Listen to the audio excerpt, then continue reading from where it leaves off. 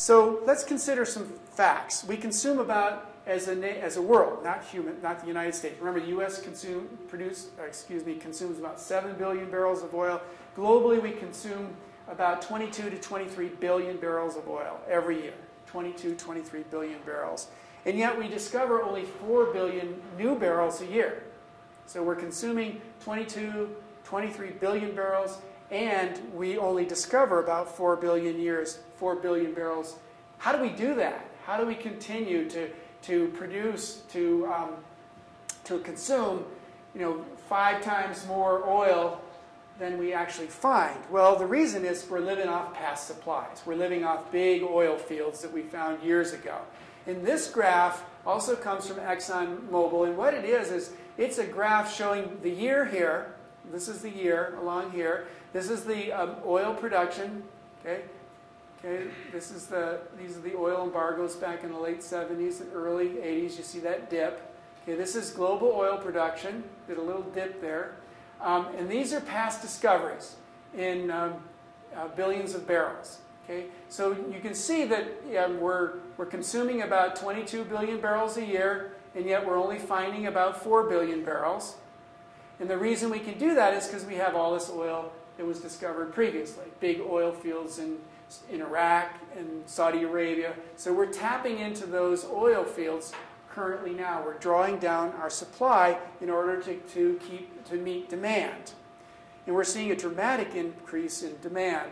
It's really interesting. There are about 50,000 oil fields worldwide, about 50,000. Only about 50 of them are really what you call big oil fields. Okay? And many of those are on the decline. Oil companies haven't made a major oil discovery. They haven't found a really big oil field. That's what I'm talking about. One of the big 50. They haven't found one of those since the 1960s. Okay? We haven't run across a big oil field since the 1960s. Okay? In other words, all the really large fields were discovered prior to 1970. Okay? So that's how we can continue on our own. But obviously, as we deplete this oil, we're heading for what could be a production consumption nightmare. The problem with peak oil is that it could mark this discontinuity when economic growth turns to decline, and that may be what we're actually facing now. Where supply can't keep up with demand, we're seeing dramatic demand, not just in China, not just in the United States, but dramatic increase in oil consumption in China and also India. What happens when supply can't meet demand? Prices rise, potentially catastrophically, and that's part of the reason.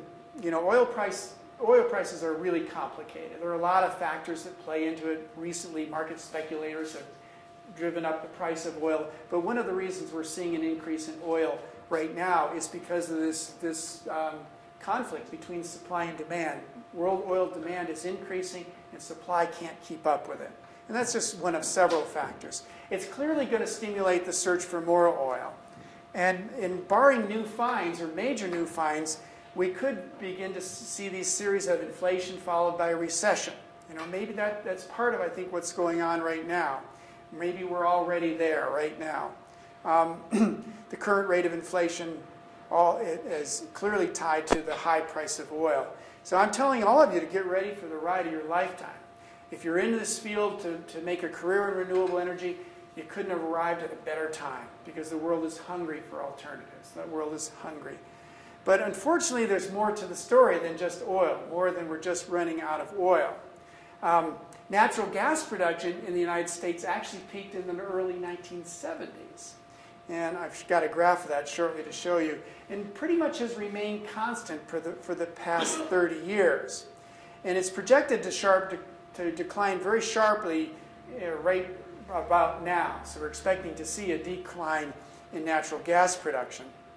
Now, here's an actual graph of U.S. natural gas production. You can see it peaked in 1973, and it declined sharply. They've been drilling like crazy, drilling like madmen to get natural gas production up. And you can see, so it's more or less plateaued here stayed constant. Meanwhile, population's growing, more houses are being built until recently, higher demand for natural gas for home heating, for domestic hot water, higher demand for electrical production. They're using natural gas to produce electricity. So we're seeing this crunch between supply and demand. Right now, right here in the United States, natural gas prices have tripled in the past 4 or 5 years because we don't have the supply. And again, you'll hear this rumor going around, well, they're not letting us drill for it. Well, that's baloney.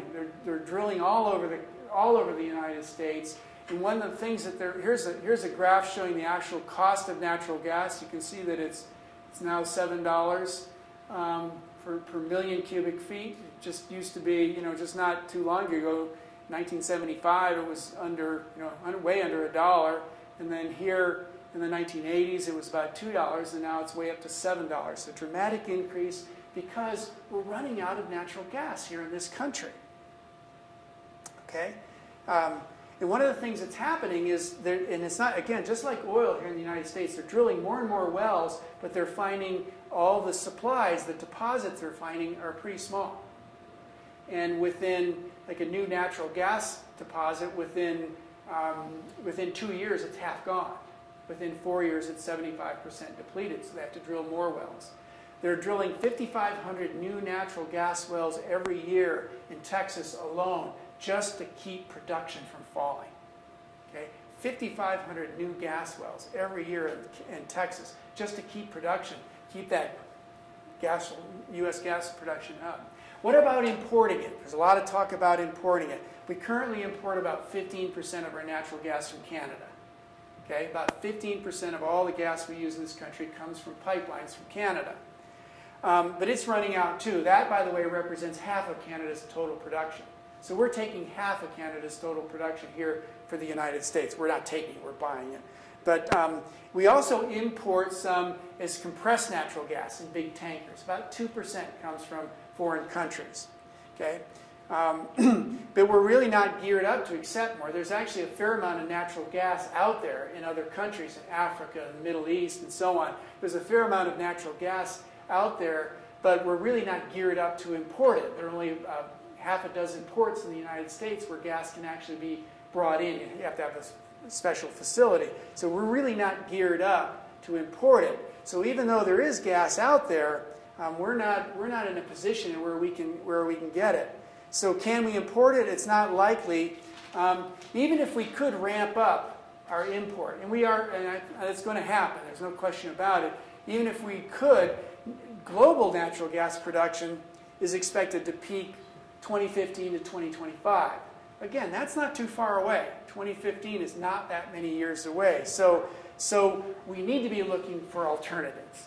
We need to be seriously looking at alternatives. And for those of you who are interested in building a home, for those of you who are interested in getting in the industry, that's what we're about. We're about taking up the slack for oil and natural gas. How do we meet our demands for energy, specific demands for energy, through renewable resources, but more importantly through efficiency. First, talk efficiently first.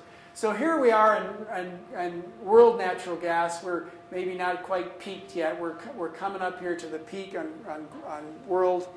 Here's where we are with world hydroelectric. We've really pretty much tapped all the major hydroelectric resources, big dams.